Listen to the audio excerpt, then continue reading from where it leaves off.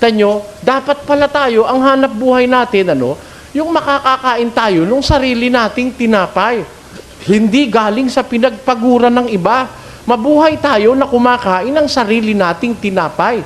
Masama yung nakikialam sa tinapay ng may tinapay. Kaya nga si San Pablo, meron siyang isang prinsipyo sa buhay. Hindi niya kinalimutan kailanman. Ang sabi ni Pablo, hindi ako kumain ng tinapay ng sino man na walang bayad. Ayun, ang sabi ni San Pablo. Ayaw niya na yung tinapay ng may tinapay ay kanyang kunin. At dun siya mabusog at dun siya mabuhay sa tinapay ng may tinapay. Ayan. Kaya ang sabi ni San Pablo, dun sa mga yung ayaw magsigawa, iba, tandaan nyo, ayaw magsigawa. Iba naman yung hindi makagawa eh. Meron hindi makagawa. Meron ayaw lang gumawa. Pwedeng makagawa. Malaking katawan, wala naman sakit. Pwedeng gumawa, pero ayaw magsigawa. Nakikialam sa tinapay ng iba, sa bagay ng iba. Sa mga gayon, uutos namin ni Kang gumawang may katahimikan at magsikain ng kanilang sariling tinapay. Gaano ba kasama yung kanilang ginagawa na yon? Tingnan ninyo, tuloy natin ang pagbabasa. At kung ang sino may hindi tumalima sa aming salita, sa pamamagitan ng sulat na ito, Ay, inyong tandaan ang taong yaon upang huwag kayong makisama sa kanya nang siya'y mahiya. tanyo, ayaw ng Diyos makisama ka man lang sa ganong klase ng mga tao eh. Na nakakaraos sa pakikialam ng tinapay ng iba. Pakikialam sa bagay ng iba.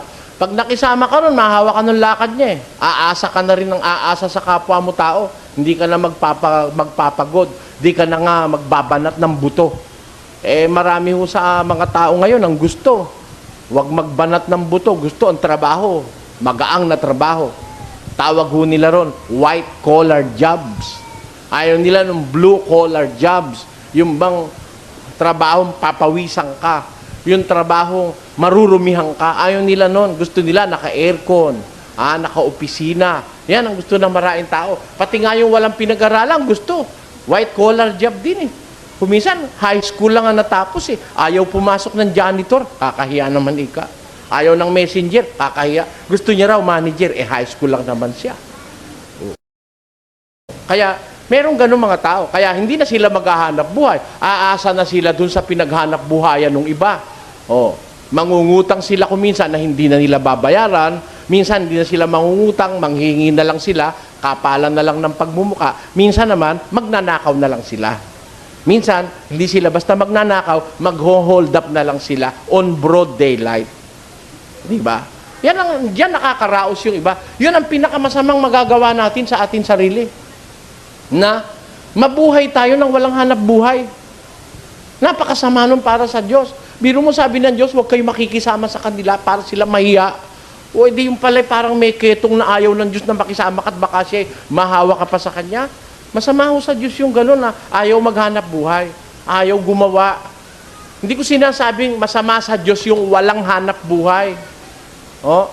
Ang sinasabi ko, yung ayaw maghanap buhay. Yes, pakinggan yung sinasabi. Sapagkat noon pa mang kami ay kasama ninyo, ay aming iniutos ito sa inyo. Alin yun? Kung ang sino man ay ayaw gumawa, ay huwag din namang kumain. Wala palang karapatang kumain yung ayaw magtrabaho. Sino sa inyo ayaw gumawa? Tandaan nyo, hindi ako nang aatake, hindi ako nang hihiya. Pero ang ibig ko sabihin ganito, yung sabi ng Biblia, ang ayaw gumawa. Iba ho yung ayaw gumawa kaysa sa hindi makagawa. Halimbawa, matanda ka na, may rayuma ka na. Tatay mo halimbawa, may rayuma na, magana tuhod. Hindi na rin makahawak ng martilyo at magana rin yung mga, hindi na makahawak. Yun ba sasabihin mo, ayaw gumawa? Maaari, kaya lang hindi siya makagawa dahil meron siyang nararamdaman. Iba yung ayaw gumawa kaysa sa hindi makagawa.